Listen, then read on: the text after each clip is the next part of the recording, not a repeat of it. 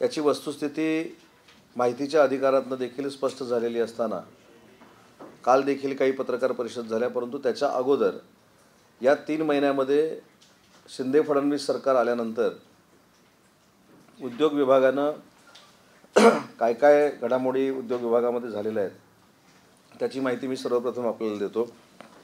एक महत्त्वाचं म्हणजे काल जे सांगण्यात आलं किंवा आज जे ट्विट करण्यात आलेलं आहे की सिनार्मसच्या संदर्भामध्ये जो MOU झाला होता तो डावसला झालेला होता आणि त्याच्यामध्ये दुमत असण्याचं काही कारणच नाही। पण MOU झाला म्हणजे इंडस्ट्री येते असं होत नाही किंवा इंडस्ट्री आली असं होत नाही किंवा इंडस्ट्रीमधनं रोजगार मिळाला असं होत नाही। तर या संदर्भात काल मुख्यमंत्री महोदयांनी आणि उपमुख्यमंत्री महोदयांनी लँड अलॉटमेंट लेटर आणि ऑफर लेटर हे सिनार्मसला दिलेलं आहे। तर ज्या पद्धतीनं गैरसमज पसरवले जातात, पत्रकार परिषदा घेतल्या जातात, त्याच्यामध्ये नक्की काय झालं आहे हे महाराष्ट्राच्या जनतेला आणि विशेषतः युवा पिढीला कळत नाही। म्हणून खुलासा करण्यासाठी नाही परंतु वस्तुस्थिती सांगण्यासाठी आजची ही पत्रकार परिषद आहे। काल दुसरं एक असं सांगण्यात आलं की माननीय उपमुख्यमंत्री देवेंद्रजींनी अनिल अग्रवाल सोबत जी बैठक घेतली ही कदाचित प्रकल्प जाण्यासाठी घेतलेली असावी अशा पद्धतीची शंका व्यक्त करण्यात आलेली आहे। मला असं वाटतं की ह्या सगळ्या राजकीय पत्रकार परिषदा आहेत। माझ्या हातामध्ये एक पत्र आहे आणि त्या पत्रामध्ये स्पष्ट असं लिहिलेलं आहे देवेंद्रजींनी 14 जुलै 2020ला की महाराष्ट्र विशेषतः पुणे असेल किंवा महाराष्ट्रातला परिसर असेल हा उद्योजकासाठी किंवा उद्योगासाठी अतिशय अनुकूल आहे आणि म्हणून त्यांनी आम्हाला बैठक द्यावी आणि वेदांता फॉस्कॉन हा प्रकल्प महाराष्ट्रामध्ये ठेवावा अशा पद्धतीचं पत्र हे 14 जुलै 2022ला देवेंद्रजींनी दिलेलं आहे।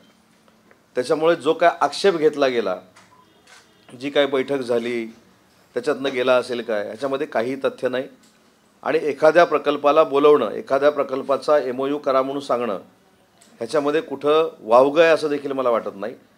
मी तुम्हाला थोडी तारखांची सिक्वेन्स सांगतो।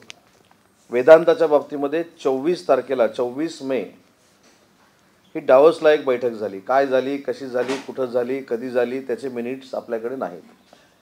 त्याच्यानंतर जूनमध्ये एक दिल्लीमध्ये बैठक झाली, त्याचे देखील मिनिट्स आपल्याकडे नाहीत। हायपॉवर कमिटी झालेली नाही। हायपॉवर कमिटी 14 तारखेला देवेंद्रजींनी पत्र लिहिलं आणि 15 जुलैला हायपॉवर कमिटी झाली। त्याच्यानंतर 15 जुलैला मुख्यमंत्री महोदयांनी पत्र लिहिलं। मुख्यमंत्री महोदयांनी 2दा पत्र लिहिलेलं आहे की आमच्याकडे महाराष्ट्रामध्ये येऊन तुम्ही तुमचा हा जो प्रकल्प आहे हा चालू करावा। आणि म्हणून मला असं वाटतं की एखाद्या प्रकल्पाला आमच्या राज्यामध्ये येऊन चालू करा म्हणून सांगणं म्हणजे तो प्रकल्प इथे येऊन MOU केलेला होता हे जे काय सांगितलं जातं हे फार चुकीचं आहे। वेदांता फॉस्कॉनच्या बाबतीत कुठंही MOU झालेला नव्हता, त्याची साधी सही देखील कुठं झालेली नाही, त्याचं रेकॉर्ड देखील MIDCमध्ये नाही, उद्योग विभागामध्ये नाही। फक्त आता सिनार्मसचा 20,000 कोटीचा जाणारा प्रकल्प थांबला, मग युवा पिढीच्या समोर वेगळा काहीतरी विषय ठेवावा यासाठी ह्या पत्रकार परिषद होत आहेत। परंतु पत्रकार परिषदा जरी झाल्या असल्या तरी अजून एक मी आकडेवारी तुम्हाला सांगणार आहे जी MOUs झाले जे फार मोठ्या पद्धतीनं वाजत गाजत सांगण्यात आले, डावसला MOU झाले ते नक्की किती झाले तर ते 30,498 कोटीचे झाले। त्या 30,898 कोटीमध्ये 13,625 हे डोमेस्टिक होते, FDIचे 16,873 होते आणि त्याच्यामधला 10,500 कोटीचा जो MOU होता तो सिनार्मसचा होता। परंतु काल त्यांचं जर आपण पत्रकार परिषदेतलं वक्तव्य ऐकलं असेल, आपल्याकडे अनेक लोकांकडे ते असेल, त्यांनी स्पष्ट असं सांगितलं आहे की ज्या पद्धतीनं 1 महिन्यामध्ये शिंदे फडणवीस सरकार आल्यानंतर इंडस्ट्रीला ताकद मिळाली ती मागच्या 2.5 वर्षामध्ये मिळालेली नव्हती। त्याच्यावर मी पत्रकार परिषदेमध्ये जास्त बोलणं उचित राहणार नाही अशा पद्धतीनं काल त्यांनी स्वतःहून स्टेटमेंट केलेलं आहे। आणि म्हणून बाकीच्या ज्या काही पत्रकार परिषदा आहेत त्याला हेच उत्तर आहे की जे इंडस्ट्रीवाले पोषक वातावरण 2.5 वर्ष नव्हतं असं सांगतायत त्यांना काही लोकांनी पत्रकार परिषद घेऊन उत्तर दिलं पाहिजे, मला असं वाटतं। कारण शेवटी इंडस्ट्रीच्या बाबतीमध्ये काल आम्ही आता 20,000 कोटी रुपये जी इन्व्हेस्टमेंट होती ती कशा पद्धतीनं महाराष्ट्रामध्ये रायगडला करायची त्याचा निर्णय घेतला आहे. आणि मी काल देखील सांगितलं की येत्या कालावधीमध्ये किमान 50,000 कोटी रुपयाचे प्रकल्प हे महाराष्ट्रामध्ये येतील, त्याचे MOU होतील आणि ते प्रकल्प त्यांचे इन्फ्रास्ट्रक्चर हे सुरू होईल.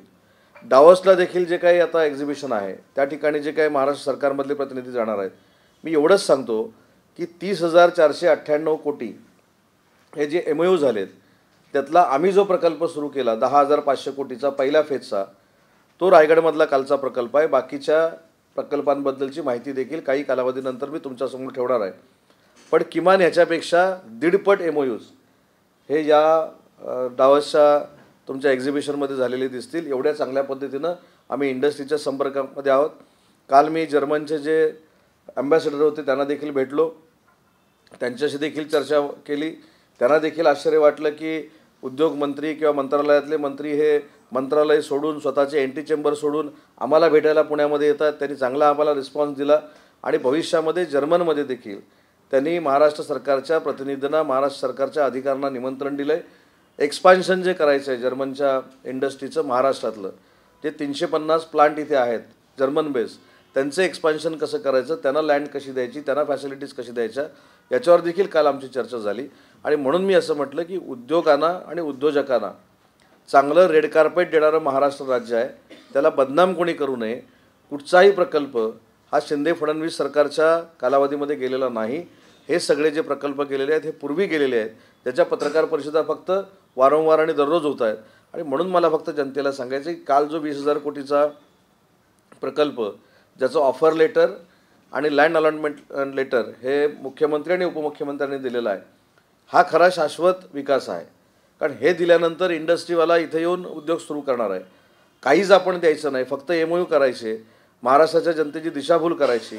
अनिल अग्रवाल गुजरातला गेला म्हणून टाहो फोडायचे, पण अनिल अग्रवालना जर इथं ठेवायचं होतं तर हायपॉवर कमिटी करायची नाही. आणि म्हणून आज मी जाहीर करतो आहे की ज्या प्रकल्पाच्या बाबतीमध्ये काही लोक गेले म्हणून सांगतायत त्याची चौकशी पूर्ण माजी न्यायमूर्तीच्या अध्यक्षतेखाली समिती स्थापन करून आम्ही करणार आहोत.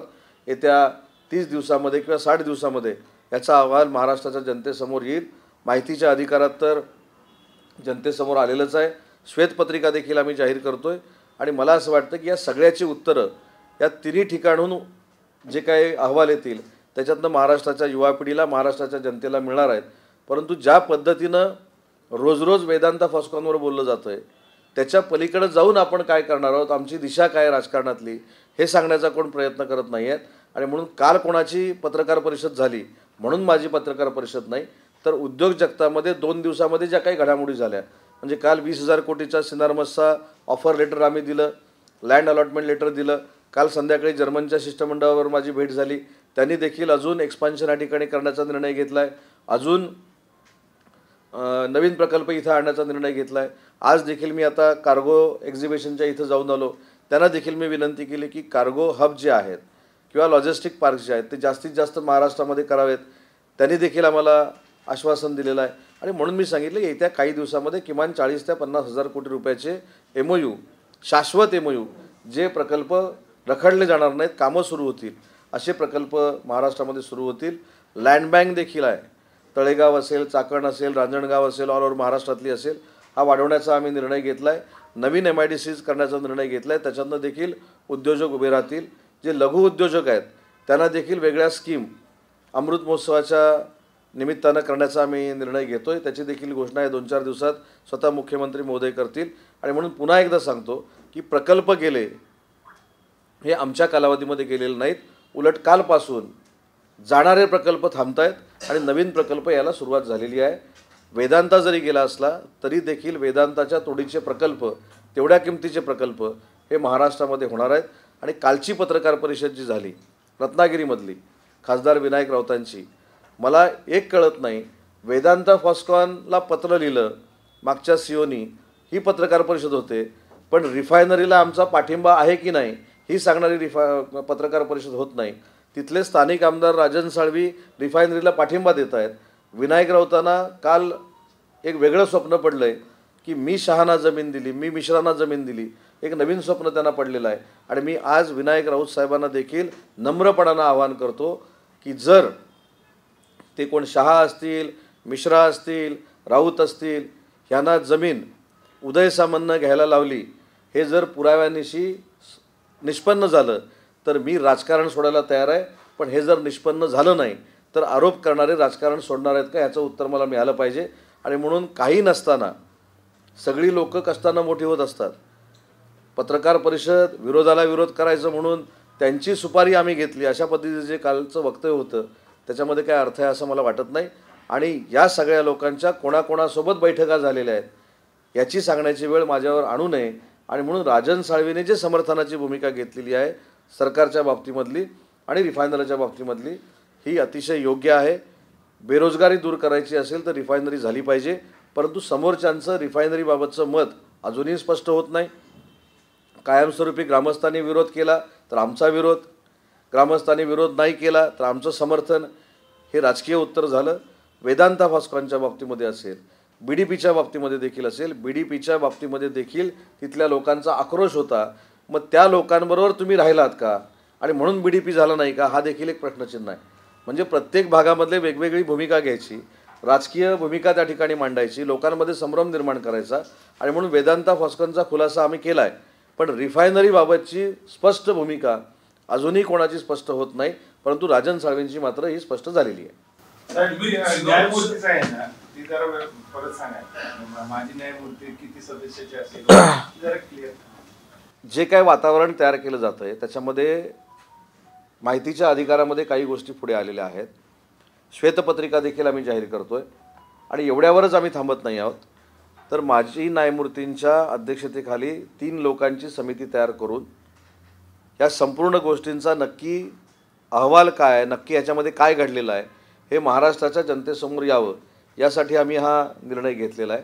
आणि दुसरी महत्त्वाची गोष्ट जी आहे की वेदांता फॉस्कॉनच्या बाबतीमध्ये वेगळा न्याय, तिथं वेगळी भूमिका, आणि रिफायनरीच्या बाबतीतली वेगळी भूमिका, ह्याच्यातलं स्पष्टीकरण देखील काही लोकांनी करणं गरजेचं आहे. सांगितलं की 20,000 कोटींचं साधारण इन्व्हेस्टमेंट असेल आणि 7,000 कोटींचा आणखी एक आकडा आहे जो एम्प्लॉयमेंट जनरेशनचा आहे, पण त्याच्याबद्दल कोणतंच प्लॅन ऑफ ऍक्शन अजून ब्रीफ झालेलं नाही. आणि तुम्ही म्हणताय की रोजगार देणार, पण 7,000 हा कोणता आकडा म्हणून नाही का? नाही नाही, सिनार मस हा आपल्याकडे होताना ऑफर लेटर आपण 20,000 कोटीचं दिलेलं आहे. पण पहिल्या फेजमध्ये 10,500 कोटी रुपये ते आपल्याकडे इन्व्हेस्ट करत आहेत 300 हेक्टरमध्ये. आणि पुढची 600 हेक्टर त्यांना जमीन दिल्यानंतर पुढचे 10,000 कोटी रुपये ते खर्च करणार आहेत. पहिल्या टप्प्यामध्ये 2,000 डायरेक्ट रोजगार आणि 3,000 इनडायरेक्ट रोजगार हे पहिल्या फेजमध्ये मिळणार आहेत. आणि उरलेले जे 2,000 रोजगार आहेत हे सेकंड फेजमध्ये मिळणार आहेत. असा 20,000 कोटीचा पूर्ण प्लॅन जर बघितला तर 7,000 लोकांना रोजगार मिळणार आहे. आदित्य ठाकरे असे म्हणाले होते की उद्योग मंत्रीच पूर्ण वेळ या खात्याला नाहीये आणि दुसरंच कोणीतरी हे खातं चालवत आहे, हे तुमच्यावर आरोप करतात. हे काम करतच नाहीये. 7.5 वर्षातला अनुभव आहे तो. 7.5 वर्षाचा अनुभव आहे. कारण शेवटी कसं आहे की मी देखील 2.5 वर्षामध्ये मंत्री होतो, 5 वर्षामध्ये त्यांच्या समवेत काम केलेलं आहे. त्यांच्यावर टीका करण्याचा मला टीका करायची नाही, पण ह्याचं एकच उत्तर आहे की मंत्रिपद गेल्यानंतर, सत्ता गेल्यानंतर कशी चिडचिड होते हे आपल्याला बघायला मिळते गेले 3-4 महिने. उद्योगमंत्री, आणि मला त्यांनी काय बोलले, उद्योगमंत्री काम करत नाहीत, मला अजिबात राग नाही. पण त्यांना जो राग आलेला आहे सत्ता गेल्यामुळं, मंत्रिपद गेल्यामुळं, तो सगळा प्रकट होतो आहे. आता जर उद्योग तुमच्याच कालावधीमध्ये गेलेले आहेत, आणि दुसरी महत्त्वाची गोष्ट आहे की उद्योगमंत्र्यांनी काय बोलू नये, मुख्यमंत्र्यांनी बोलावं. मग त्यांच्याकडे कुठं उद्योगमंत्रीपद होतं, ते उद्योगावर का बोलतात? त्यांनी पर्यावरणावर बोललं पाहिजे. त्यांनी पर्यावरणामध्ये काय क्रांती झाली ती केली पाहिजे, सांगितली पाहिजे. त्याच्यामुळं आरोप प्रत्यारोपापेक्षा मी सुरुवातीच्या पत्रकार परिषदेमध्ये सांगितलं की महाराष्ट्रामध्ये उद्योजकांना जर टिकवायचं असेल, उद्योग जर टिकवायचे असतील तर राजकीय वातावरण देखील अतिशय हेल्दी असणं गरजेचं आहे. आमच्या भांडणांमुळं किंवा आमच्या आरोप प्रत्यारोपांमुळं उद्योजकांना बाहेर जाण्याची संधी मिळू नये आणि कोणी महाराष्ट्राला बदनाम करू नये, ही पहिल्यापासूनची भूमिका आहे. आणि म्हणून उद्योगमंत्री आहेत की नाहीत ही त्यांनी माझ्यावर जरी टीका केली असेल तर मी ते मनोरंजन म्हणून बघतो. कारण 7.5 वर्षात मी बघितलेलं आहे उद्योगमंत्री कोण होतं आणि ते खातं कोण चालवत होतं, MMRDA कोणाकडे होतं, कोण खातं चालवत होतं, सिडकोमध्ये जाऊन मिटिंग कोण करत होतं, MMRDAमध्ये जाऊन मिटिंग कोण करत होतं, उद्योग भवनामध्ये जाऊन मिटिंग कोण करत होतं, उच्च व तंत्र शिक्षण विभागामध्ये मिटिंग कोण करत होतं. त्याच्यामुळे मला त्याच्यामध्ये काहीच बोलायचं नाही. प्रत्येकानं आत्मचिंतन, आत्मपरीक्षण करूया. मी देखील केलं पाहिजे. मी जर खरोखरच काम करत नसेन तर ठीक आहे ना, मला माहिती आहे मी राजकारणामध्ये 4 वेळा निवडून येतो, माझी पहिली टर्म नाही. आणि माझ्या मतदारसंघामध्ये दोन्ही कोण विधान परिषदेचे आमदार नाहीत मला निवडून आणणारे. आम्ही कार्यकर्त्यांच्या जोरावर, तिथल्या लोकांच्या जोरावर निवडून येतो आणि 90,000 मतांनी निवडून येतो. त्याच्यामुळे ती घमेंड पण आमच्यामध्ये नाही. परंतु माझं एकच म्हणणं आहे की जर मी उद्योगमंत्रीपद चालवत नसेल, दुसरं कोण चालवत असेल, ठीक आहे, त्याचा न्याय निवाडा जो काय करायचा तो महाराष्ट्रातली जनता करेल. पण 7.5 वर्षामध्ये MMRDA कोणी चालवलं, पर्यावरण तर चालवलंच, त्याच्यानंतर IT कोणी चालवलं, IT कोणी चालवलं हे जर मी कधीतरी पत्रकार परिषद घेऊन सांगितलं तर अनेक लोक अडचणी देऊ शकतात. त्याचे पुराव्यासकट माझ्याकडे आहेत. त्याच्यामुळे मी कोणावर टीका करत नाही. ज्यांना माझ्यावर टीका करायची त्यांना करू दे. पण IT मध्ये काय काय झालं हे कधीतरी मला सांगावं लागेल. कालावधी काय आहे, कधीपर्यंत श्वेतपत्रिका जाहीर? मी त्यावेळी देखील सांगितलं होतं 30 ते 60 दिवसामध्ये आम्ही श्वेतपत्रिका काढू आणि येत्या महिन्याभरामध्ये काढू आम्ही. यामध्ये मागच्या 2.5 वर्षात ज्यावेळेस सुभाष देसाई उद्योगमंत्री होते याचाही कालावधी समाविष्ट केला जाईल का? कारण आता तुम्ही म्हणालात की मागच्या सरकारमध्ये पण काय नाही, आपण हे प्रकल्प का गेले किंवा कोणामुळे गेले किंवा कशासाठी गेले हे दोषारोप फायनल करण्यासाठी ही श्वेतपत्रिका काढत नाही आहोत. तर या 2.5 वर्षामध्ये जे काय प्रकल्प गेलेले आहेत त्याची कारणं काय आहेत आणि जे काय एक माहोल बनवला जातो आहे आणि त्याचं खापर आमच्यावर फोडलं जातं आहे, त्याच्यामध्ये खरं योग्य कोण आहे आणि अयोग्य कोण आहे ही ठरवण्यासाठी ही श्वेतपत्रिका आहे. आणि पत्रिकेपुरते मर्यादित आम्ही थांबत नाही. माजी न्यायमूर्तींची तीन जणांची जी समिती असेल ते देखील ठरवणार आहेत की नक्की काय झालं. आणि म्हणून मला सगळ्यांनाच विनंती करायची आहे की महाराष्ट्राच्या उद्योग जगताला किंवा महाराष्ट्राला बदनाम करण्याचं काम कोणी करू नये. राजकारणाच्या ठिकाणी राजकारण आहे. राजकारणात प्रत्येकजण राजकारणामध्ये आहे. प्रत्येक लोक सिनियर म्हणून काम करत आहेत. त्यामुळे मला असं वाटतं की नुसती टीका करणं, शिंदे सरकारला मिंदे सरकार म्हणणं ह्याच्यामुळं मतं वाढणार नाही आहेत. तर तुम्ही सत्तेमध्ये आल्यानंतर भविष्यामध्ये काय करू शकता हे ज्यावेळी जनतेला कळणार आहे त्यावेळी मतं पडणार आहेत. हे नुसती पत्रकार परिषद घेऊन उद्योगमंत्री काम करत नाही, ठीक आहे ना, नाही करत, त्याच्यामध्ये मला काय वाटत नाही. मी प्रामाणिक राहून काम करतो आहे, प्रामाणिक राहून महाराष्ट्रामध्ये फिरतो आहे आणि आजपर्यंतच्या उद्योगमंत्र्यांच्या इतिहासामध्ये हे मी जबाबदारीनं सांगतो आहे की कुठचाही उद्योगमंत्री डायरेक्ट MIDCमध्ये जाऊन उद्योजकांना भेटलेला नव्हता, तिथल्या कामगार वर्गाला भेटलेला नव्हता, तिथल्या असोसिएशनला भेटलेला नव्हता, तिथल्या इन्फ्रास्ट्रक्चरची चौकशी कधी केली नव्हती. सगळं जे काय होतं ते इकडेच बसून होतं. त्याच्यावर मला अजिबात टीका टिप्पणी करायची नाही. पण नाहक मी कोणावरही न बोललेलं असताना, मी कोणावरही टीका केलेली न असताना नाहक माझ्यावर कोणी टीका करू नये. आणि माझ्यावर जर टीका झाली तर IT मध्ये नक्की काय काय झालं आहे हे मला नाईलाजानं बाहेर काढावं लागेल.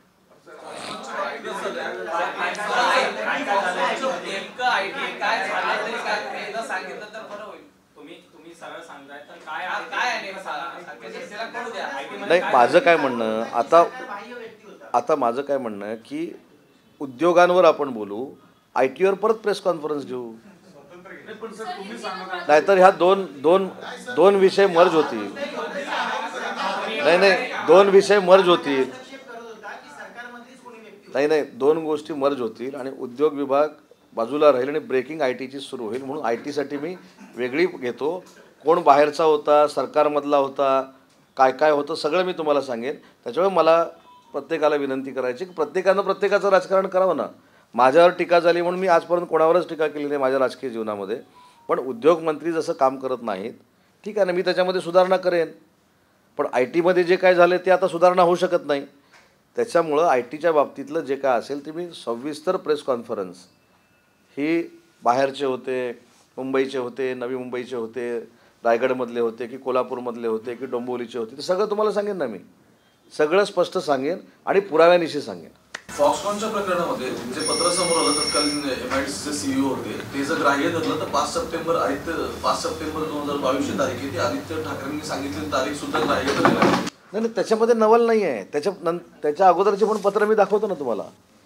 एक लक्षात घ्या, ते कोण CEO जे होते त्यांनी जे पत्र दिलं आहे हे त्यांचं कर्तव्य आहे, त्यांची ड्युटी आहे. एखादा प्रकल्पाला जात असेल किंवा जाणार असेल तर त्याला थांबवणं ही CEOंची, मंत्र्यांची, मुख्यमंत्र्यांची, उपमुख्यमंत्र्यांची जबाबदारी आहे. आणि म्हणून त्यांनीच पत्र नाही लिहिलं आहे. काल जो देवेंद्रजींवर आरोप झाला की त्यांनी अनिल अगरवालांची जी बैठक घेतली ती कशासाठी घेतली, त्याचं उत्तर देवेंद्रजींचं हे पत्र आहे.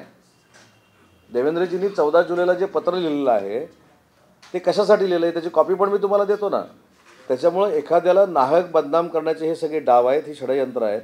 आता जर 14 जुलैला स्वतः देवेंद्रजींनी पत्र लिहिलेलं आहे, त्याच्यानंतर मुख्यमंत्र्यांनी पत्र लिहिलेलं आहे, तर आपण असं कसं म्हणू शकतो की हा वेदांता फॉस्कॉन प्रकल्प गुजरातला जाण्यासाठी बैठका झाल्या? तुमची डावसला जी बैठक झाली, दिल्लीला जी बैठक झाली, त्याची मिनिट्स कुठं आहेत? त्याचे मिनिट्स नाहीत, पण नक्की चर्चा काय झाली, CSRवर चर्चा झाली, कशावर चर्चा झाली, ते देखील महाराष्ट्रातल्या जनतेला कळलं पाहिजे ना. आज माझ्याकडे उद्योग विभागातले जे MIDCतले कागद आहेत त्याच्यामध्ये स्पष्ट असं दिसतंय की देवेंद्रजींनी देखील विनंती केलेली होती. आणि त्याच्यानंतर मी दुसरी एक माहिती आपल्याला सांगतो की अनिल अगरवाल उपमुख्यमंत्र्यांना भेटले देखील, आणि अनिल अगरवालांना शेवटच्या टप्प्यामध्ये उपमुख्यमंत्र्यांनी ही देखील विनंती केली की तुम्हाला गुजरात जर 29,000 कोटी रुपयाचं पॅकेज देणार असेल तर आम्ही 39,000 कोटीचं द्यायला तयार आहोत. म्हणजे हा पुढाकार कोणी घेतला? पण ह्या पॅकेजच्या संदर्भात हायपॉवर कमिटी झाली का? तर ती हायपॉवर कमिटी शिंदे सरकार आल्यानंतर 15 जुलैला झाली. त्याचं उत्तरच कोण देत नाही. 18 महिन्यामध्ये कॅबिनेट सब कमिटी का झाली नाही ह्याचं कोण उत्तर देत नाही. आणि म्हणून ही उत्तरं नसल्यामुळं फक्त ट्रॅक बदलण्याच्या सगळ्या पत्रकार परिषद आहेत. माझं 3च माझे प्रश्न होते, आजही ते आहेत. उद्योगमंत्र्याला कळत नसेल, उद्योगमंत्र्याला उद्योग खातं समजत नसेल, सगळं मला मान्य. मला 3 गोष्टी ज्या कळतात त्याची उत्तरं मला पाहिजेत. वेदांता फॉस्कॉनची हायपॉवर कमिटीची मिटिंग का झाली नाही? 18 महिने कॅबिनेट सब कमिटीची मिटिंग का झाली नाही? एअरबसच्या बाबतीमध्ये डिफेन्सला लिहिलं एक तरी पत्र दाखवा. या 3 गोष्टी मी जवळजवळ महिनाभर सांगतोय, पण त्या नसल्यामुळं आणि शोधून सापडत नसल्यामुळं या सगळ्या टीका टिप्पणी आहेत. तरी देखील त्याच्याकडे मला दुर्लक्ष करायचं आहे. आजही देखील मी सगळ्या पक्षांना आवाहन करतो की महाराष्ट्राच्या उद्योग विभागाला किंवा महाराष्ट्राच्या उद्योजकांना आपण जर अशा पद्धतीनं वातावरण तयार करून ठेवलं तर भविष्यामध्ये आपण महाराष्ट्राला बदनाम करणार आहोत.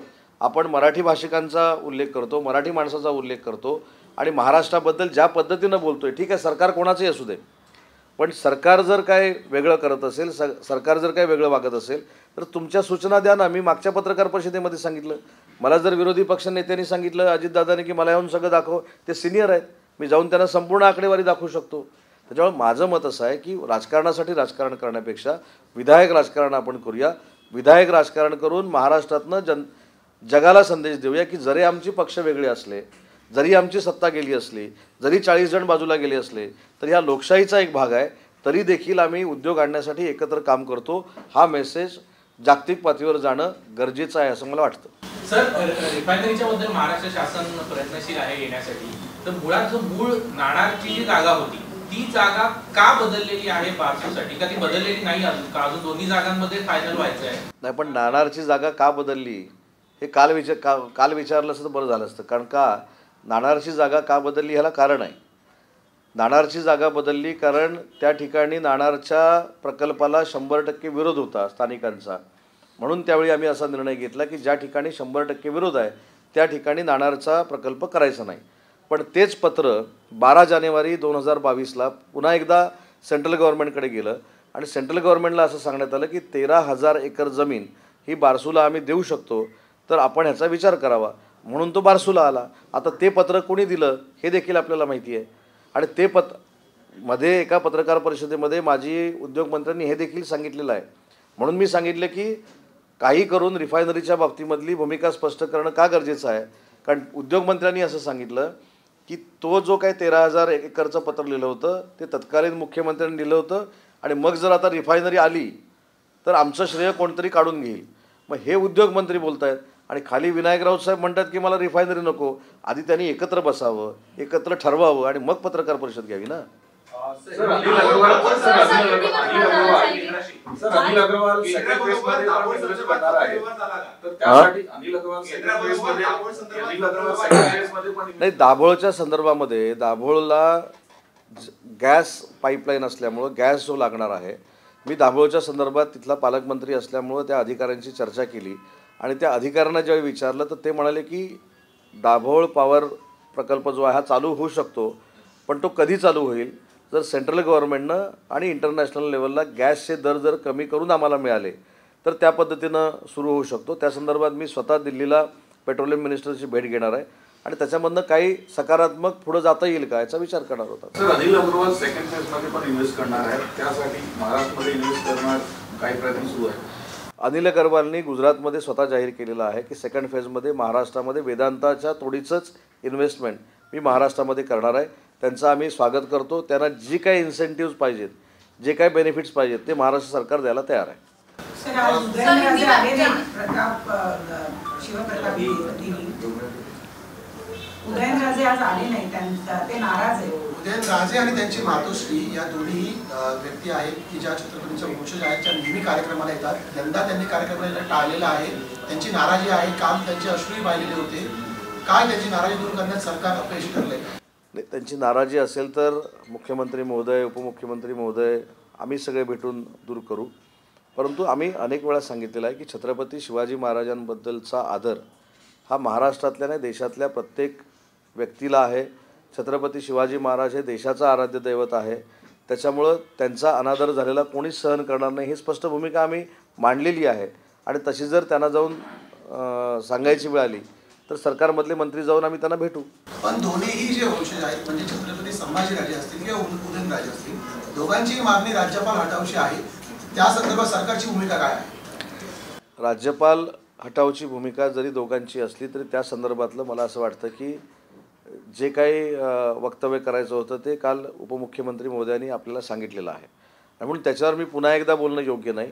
परंतु एक मात्र आम्ही स्पष्ट सांगितलेलं आहे की छत्रपती शिवाजी महाराजांचा अनादर होईल असं कोणी वागू नये, असं कोणी बोलू नये. आणि असं करणाऱ्यांबरोबर आणि बोलणाऱ्यांबरोबर आम्ही सहमत नाही हे ऑलरेडी आम्ही सांगितलंय. सर, याला थोडाच प्रश्न आहे. राज्यपालांना हटवलं नाही आहे, त्यामुळे मुख्यमंत्र्यांना शिवप्रताप दिन साजरा करायचा अधिकार नाही असं संजय राऊतांनी आरोप केला. नाही, ते उद्योग विभागाची आपली प्रेस कॉन्फरन्स आहे. ते काय रोज नाही, ऐका ना, सकाळी ते रोज बोलतात त्याच्यावरच आम्हाला बोलायला लागतं. आमचं पण काहीतरी ऐका ना तुम्ही. आता ते कसं आहे, त्यांचा तो एक पॅटर्न ठरलेला आहे. 10 वाजता तुमच्याशी बोलायचं आणि आम्ही उद्योगावर बोलतोय.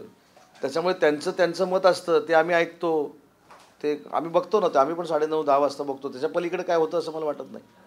त्यामुळे त्यांना सारखं प्रत्युत्तर देणं योग्य आहे असं पण नाही. सर, हिंदी में जानना चाहिए जिस तरह से एक महत्त्वाचा प्रश्न आहे. मंगल प्रभात लोढा यांनी एक वक्तव्य केलेलं आहे. ज्या पद्धतीने शिवाजी महाराजांची आग्र्याची सुटका झाल्याचं जे आपण ऐकतो त्याच पद्धतीने उद्धव ठाकरेंच्या तावडीतून शिंदेची सुटका झालेली आहे असं मंगल प्रभात लोढा. नाही, मला त्याला असं वाटतं की याच्यामध्ये छत्रपती शिवाजी महाराजांचा अवमान करण्याचा कुठं हेतू असेल असं मला वाटत नाही. त्याने एक उदाहरण दिलं आहे की छत्रपती शिवाजी महाराज ज्या म्हणजे त्याला काय म्हणतात दबावाखाली होते, ज्या म्हणजे त्याच्यातनं ते बाहेर आले, तसं शिंदेसाहेब बाहेर आले याचा मतितार्थ आहे. आणि मंगलप्रभात लोढासाहेब हे कधी छत्रपती शिवरायांचा अपमान होईल असं वक्तव्य करणार नाहीत.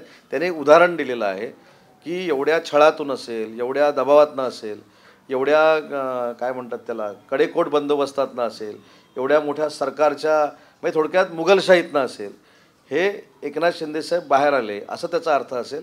छत्रपती शिवाजी महाराजांचा अवमान करण्याची भूमिका नक्की लोढासाहेबांची नसणार आहे. म्हणजे मुघलांच्या तावडीतनं जसे छत्रपती शिवराय सुटले तसे अनेकांच्या तावडीतनं शिंदेसाहेब सुटले असं त्याचा मतितार्थ आपण घ्यावा अशी मला विनंती करायची. हां,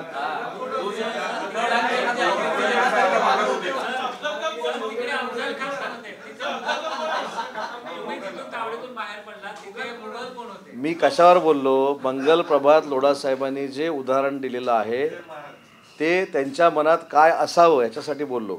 अफजल खान कोण आहे उत्तर तेच देऊ शकतात, औरंगजेब कोण आहे उत्तर तेच देऊ शकतात, कारण उदाहरण त्यांनी दिलंय.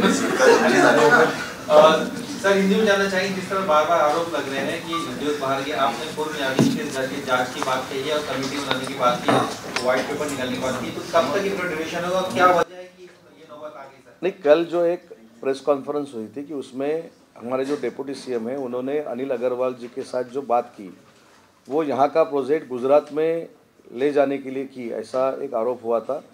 इसके बारे में आज मैंने प्रेस कॉन्फ्रेंस ली और मैंने आपको एक लेटर दिखाया है कि देवेंद्र जी ने 14 जुलाई को अनिल अग्रवाल जी को एक लेटर लिखा था कि महाराष्ट्र उद्योग के लिए अच्छी भूमि है, आप यहाँ आना चाहिए, ऐसा एक रिक्वेस्ट लेटर लिखा था.